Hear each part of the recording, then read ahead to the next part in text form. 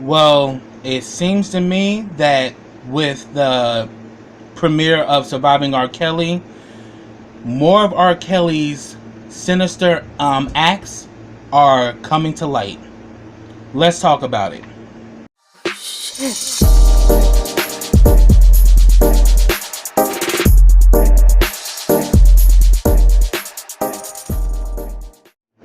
Hey, what's up, everybody? Welcome back to KRS TV. This is your boy Kenny, and this is a thought and commentary video on R. Kelly facing 10 counts of criminal sexual abuse, and these are new charges that have emerged after the release of Surviving R. Kelly. And even though I had some people who follow me were asking me to comment on Surviving R. Kelly, I've been following this story even when I was a kid. I mean, not Surviving R. Kelly, but following this whole narrative of R. Kelly and his thing for teenage girls, or underage girls, that is. And, and I did watch Surviving R. Kelly, and I didn't want to review that because it was just too horrific for me. It was sad. There were moments where I had to take a drink. There were moments I had to smoke a blunt because it was just too much. It was just entirely too much, and it was just sickening to me that this stuff has been known, and yet this man has completely skated from facing any criminal charges for what he's done. I mean, you did have the trial, when he had that video where he was doing sexual acts with the niece of Sparkle, and he skated off of that because he denied it was him, and the girl and her family denied it was her too, and we all know why that was. But it's just mind-boggling that this man has been able to get away all this time, and he's literally been doing it in our faces. I mean, I even knew something was wrong even when the whole situation with Aaliyah, even though I was a kid, that situation played in the back of my mind because, yeah, I was a fan of R. Kelly because, his music was playing all the time. I mean, he was a part of my upbringing, but I never bought his music. And my mother, the only album she bought was 12 Play. But then when that whole situation with Aaliyah happened, she didn't buy no more of his albums either. But, of course, if you're into music, you're going to hear him because he was known as the Pied Piper of R&B. And I think that that whole narrative alone really speaks true to who he was. He was somebody that played good music, that got your children, your young girls, running after him, and he was taking them into a place where there was like literally hell and torture. He led them thinking they were going somewhere good, and he took them somewhere dark. And we definitely saw that with the Surviving R. Kelly. And he's been doing this for years.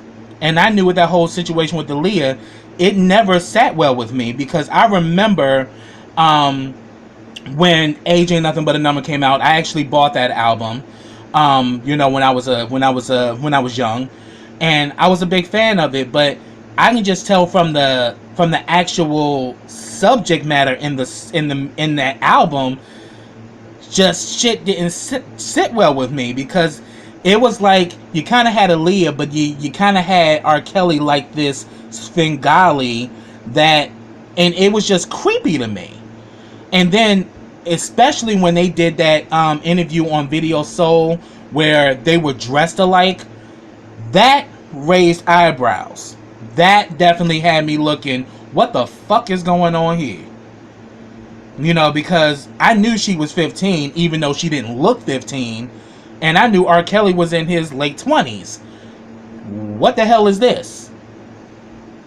I mean, it was like he was literally kind of dangling it in our faces, but saying, hey, you can't catch me because I'm R. Kelly. And then I noticed that when she turned 16 and she did this statement on her birthday celebration that there's nothing like that going on with me and R. Kelly and all of that. And then after that, you didn't see her with R. Kelly anymore for the rest of her life. So I knew something foul or something inappropriate went on in that situation. And even though he still continued to do music, that never left my mind. And I know I'm not alone here. And the funny thing about it, I was a kid, and I was even kind of saying, like, this is some bullshit, you know, in the back of my mind. And here it is, this man went years, you know, winning Grammys and all of that. And he was such a respected artist because he comes from one of the black music capitals of America, Chicago. There are so many great acts that came from Chicago. Dinah Washington, Curtis Mayfield, you know, so many others, countless, Minnie Riperton, so many great artists came out of Chicago. And he was an embodiment of that good R&B, soul, music genre. You know, that was the home of Chess Records, where Etta James laid some of her, you know, greatest hits, you know, At Last and all of that. You know, Chicago was one of the is and it even is today, it's still one of the music capitals of America. You know, some great pioneering black artists came out of Chicago and played Chicago. So Chicago has a very huge soulful music scene. And he was celebrated because he was another addition that was going to take black soul music to another level. And yet you use that platform to victimize and abuse your own people. I'm disgusted. Very disgusted, because I was a fan of his talent. I wasn't a fan of him as a person. I was a fan of his talent. Because this man just had impeccable talent. I mean, he was working with Celine Dion. You know, I Believe I Can Fly. I heard that shit to the point it got on my damn nerves. I was in middle school when that song came out. So every rally or every assembly, somebody's either trying to sing it or they're playing it. I believe I can fly. I'm like, oh, hell. Like, okay. And then Space Jam. So that song you heard all the time, whether you were a fan of him or not. I Believe I Can Fly was always being played. I mean, that was one of his biggest crossover hits.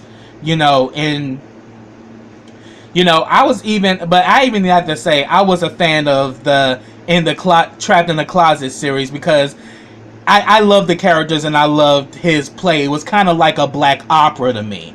And I loved it. You know, I thought it was pretty creative. But I was just like wondering when this shit was ever going to end. And as far as R. Kelly and all of his crazy antics, it wasn't. And then if you really pay attention to Trapped in the Closet, a lot of those characters kind of you know, were resonant to who he was. He was kind of always putting it in our faces, and we just kind of turned a blind eye to it, because we didn't want to believe that. You know, we didn't want to believe that this great musical talent, probably one of the best soulful artists, you know, since, you know, Marvin Gaye and Al Green. Oh yeah, and I think also Al Green's from Chicago too. But if I'm wrong, correct me in the comments. But I think, yeah, Al Green is another, you know, great legend that came out of Chicago. So when you think about it, and Al Green was one of his idols. You know, Al Green, you know, you can definitely see, you know, R. Kelly was like the Al Green of our generation. You know, and as I said, as a talent, I loved him. But as a person, I didn't, because he came off very cocky, and he kind of had like this, you know, real negative vibe about him that I just couldn't fuck with. But then after Surviving R. Kelly came out, and a lot of these accusations have been going around for years.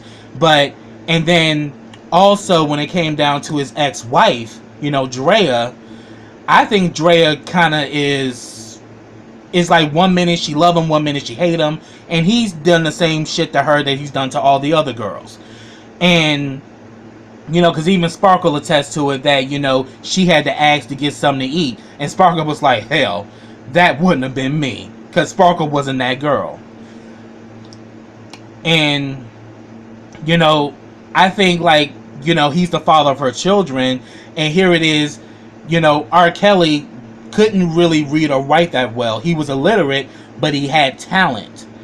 And the thing is, she fell in love with that guy who couldn't read. She fell in love with the guy who shared one of his biggest handicaps, and she fell for that. But then all of a sudden he turned into a monster, and that's usually how an abuser does it. He gives you that vulnerability, and once he realizes that he's trapped you with his vulnerability, he then becomes the monster and devours you, and you won't leave because you still believe in the vulnerable guy, not realizing that the vulnerable guy was an act.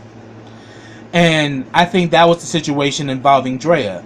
And yeah, there's a lot of people who kind of, you know, don't really agree with Drea because they feel that all of a sudden now you saying shit, but at first you was, you know, always team R. Kelly and team this. I'm like, look, the guy was a mass manipulator. He had mind control over her as well as all the other girls. So it's like he can kind of snap a finger. One minute she hate him, one minute she love him.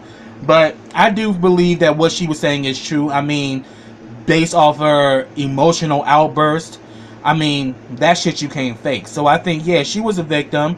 But then also, like a lot of other people, they were drawn to the celebrity. They were drawn to the fame. They were drawn to his sex appeal. You know, because, you know, hindsight, you know, R. Kelly is an attractive man. So he was attracting all of these women who wanted one of these things, and he just used it to make them his personal slave. I mean, and some of the accusations that were coming out was just mind-boggling. Like, wow, this man has been doing this, and because he's a celebrity, and because he had contacts with the Chicago PD, yeah, so y'all coming for Jussie Smollett, y'all definitely better handle R. Kelly, because there's people in the Chicago Police Department that turned a blind eye to all this shit. And y'all probably responsible why his ass is still out. But now that new accusations are coming in after the release of Surviving R. Kelly, now it's giving a totally, you know, new fight to go after him. And they say that this involves 4 girls who are between the ages of 13 and 17. So now they got ages, and then they also got 2 new videos of him having sex with underage girls that have now been turned in. So now there are 3 sex tapes involving R. Kelly. So he turned himself in, and they set his bond at $1 million, and he's gonna have to stand trial for this. And I think this time they gonna nail him, because we've definitely seen since Surviving R. Kelly, it was going to be an avalanche. I knew that. That's why I didn't do nothing for Surviving R. Kelly, because I knew there was going to be more things that were going to come down the pike after that, because that was the gauntlet. That was the detonator. Surviving R. Kelly was the detonator, and then after that, all of the other shit started happening. People start digging. People start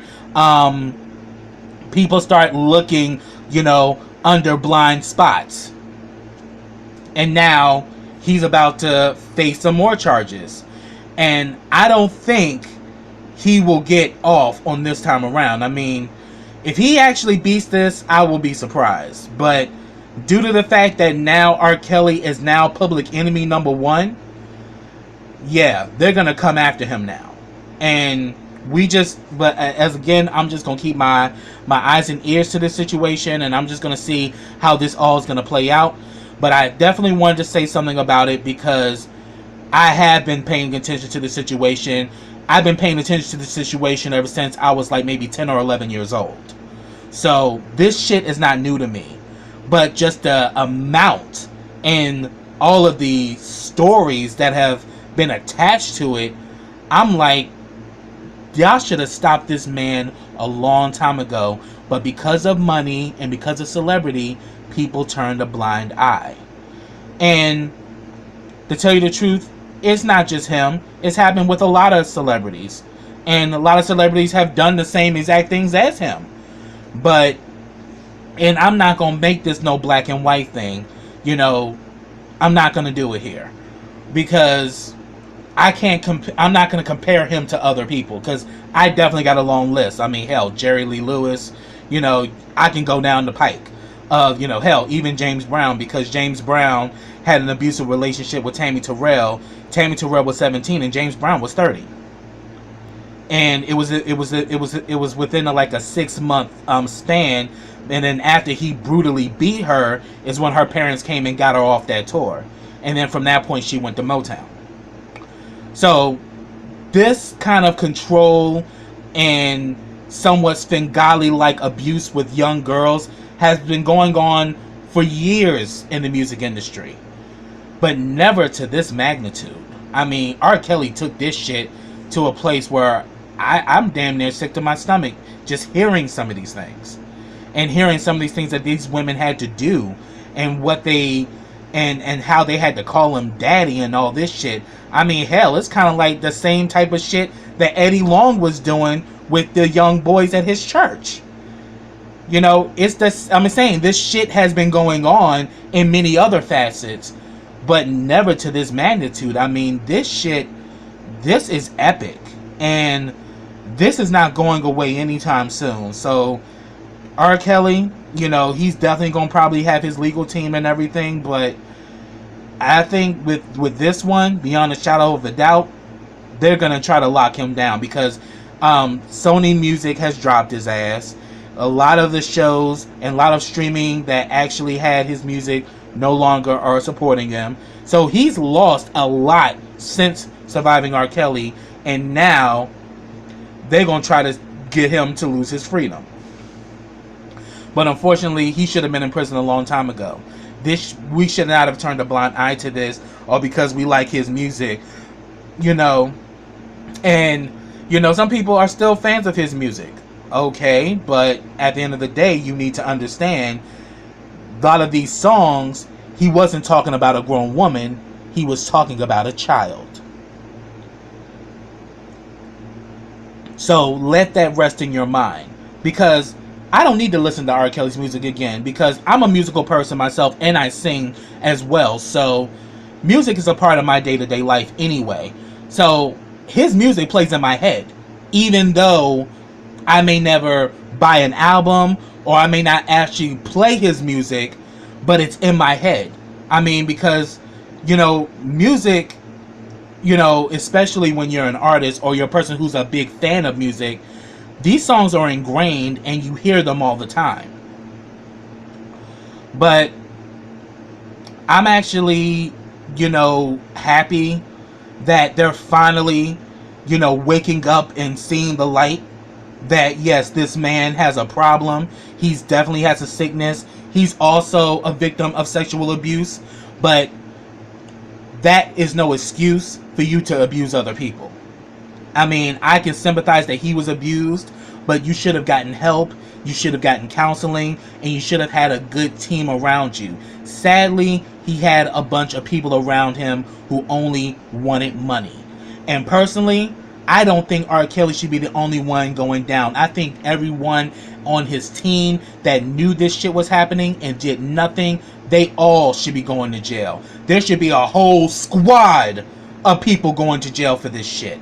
Because trust me, R. Kelly wasn't the only eyes that was in the room when a lot of this fuck shit was happening. But definitely, I give my condolences to all the people who were victims of sexual abuse. And one thing I would like to use as this platform is that sexual abuse is never okay. Tell somebody and keep the right people around you. And parents, protect your children. Educate your children, support your children, and let your children know that you love them. Because if you don't affirm that love at home, they will seek it elsewhere. So that's what I have. Get down in those comments. Let me know your thoughts about this situation. I ask that you be respectful. You don't have to agree with me. I completely understand that there's different ways of looking at this. So you don't have to agree with me, but you don't have a right to disrespect me, and I don't play that. So I'm letting you know right now. So, but yeah, you know, get in those comments and let me know your thoughts. Subscribe to my channel. Click that bell so you get notifications every time I drop a video. Also, follow me on all my social platforms. I have them all listed in the description box. Also, like this video, comment on this video, and share this video. And I'll probably will be having another thoughts and commentary coming down the pike for you guys. So until next time, everybody, take care.